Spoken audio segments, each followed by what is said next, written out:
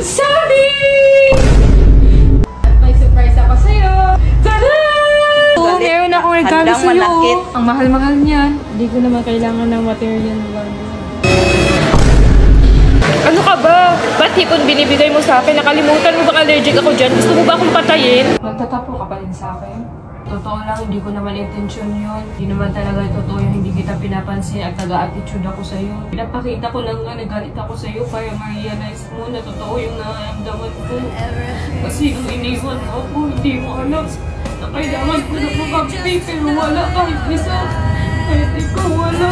Don't look to see me, 'cause I don't think they'd understand. Guys, kakauwi lang namin. Gabi na kasi kami umuwi. Tapos ayun, hinanap namin si Sabi sa mga kwarto. Hindi talaga namin siya mahanap. Tapos chinat namin yung kapitbahay namin.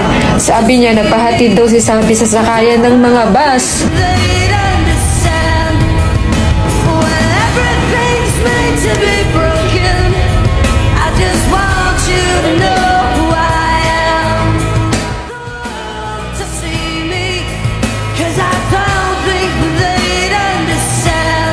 Ano po yung mga basa sa Kabanatuan? May sundo po ba kayo? May susunduin po. Babae? Opo.